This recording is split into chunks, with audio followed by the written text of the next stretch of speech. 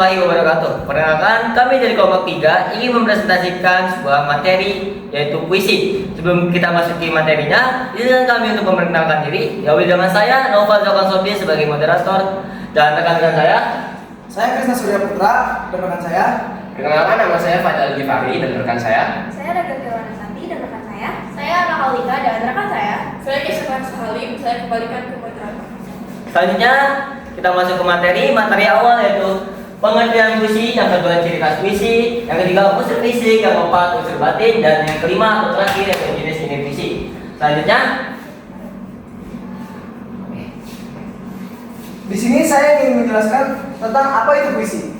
Puisi adalah karya sastra yang mengungkapkan perasaan, pikiran, dan imajinasi penyair dengan bahasa yang padat, indah, dan bermakna ganda atau konotatif. Bahasa puisi sering menggunakan rima, irama, dan citraan atau imaji untuk menimbulkan keindahan dan kekuatan ekspresi. Oke, selanjutnya di sini saya akan menjelaskan ciri khas dari puisi. Yang pertama itu bahasa singkat tapi bermakna. Yang kedua, banyak menggunakan majas gaya bahasa. Yang ketiga, tersusun dalam larik dan bait. Yang keempat, mengandung pesan atau amanat. Dan yang terakhir atau yang kelima, mengandalkan keindahan bunyi dan makna. Baiklah, selanjutnya di sini saya akan menjelaskan tentang unsur fisik puisi. Jadi unsur fisik puisi itu dalam puisi adalah bagian-bagian yang bisa ditangkap seperti dilihat atau didengarkan ketika kita itu membaca atau mendengarkan puisi.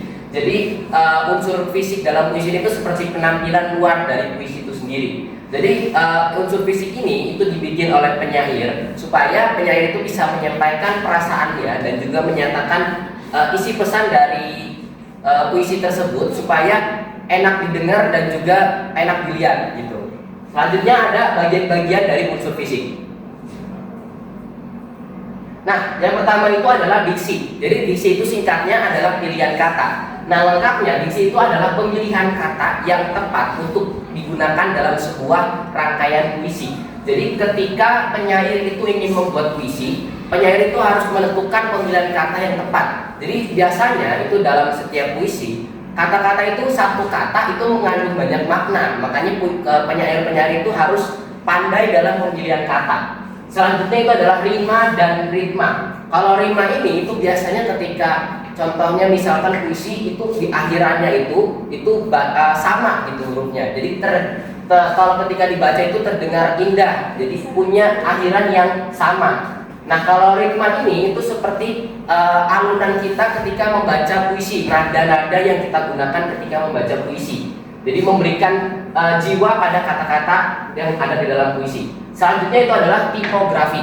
Jadi tipografi ini adalah penataan baris atau bait dalam menyusun puisi secara visual untuk mendukung isi. Jadi tipografi ini seperti penataan baris per baris. Ketika penyair itu ingin membuat sebuah puisi, maka penyair itu harus menata baris semenarik mungkin supaya pembaca itu tertarik untuk membacanya.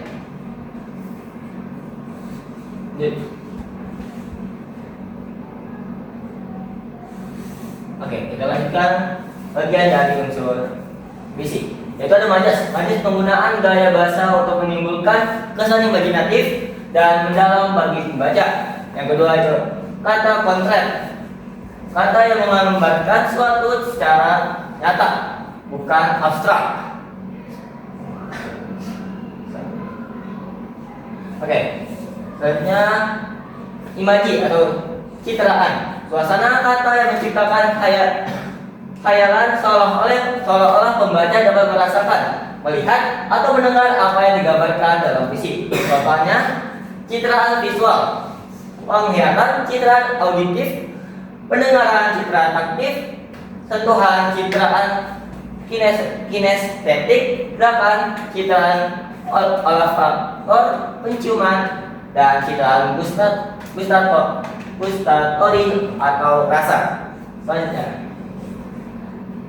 oke, unsur batin puisi.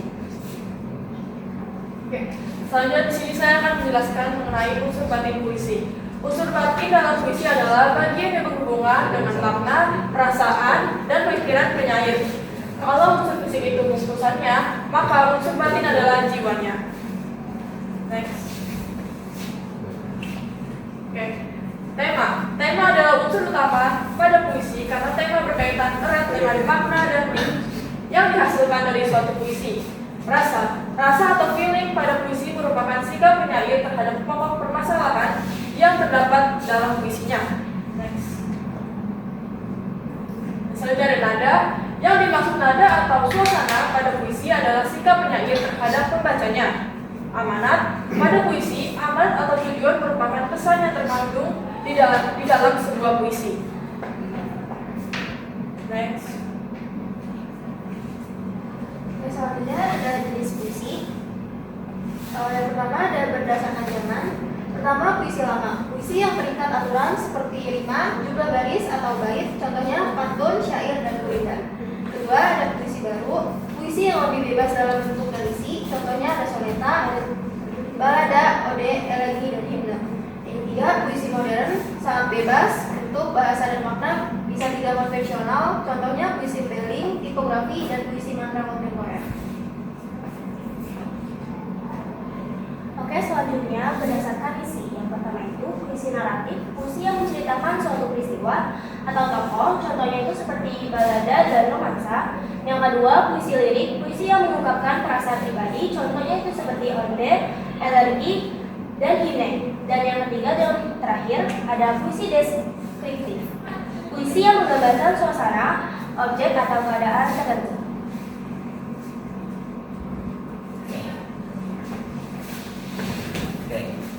Telah berakhirlah materi puisi ini. Kami tutup. Kurang lebihnya mohon maaf. Wassalamualaikum warahmatullahi wabarakatuh.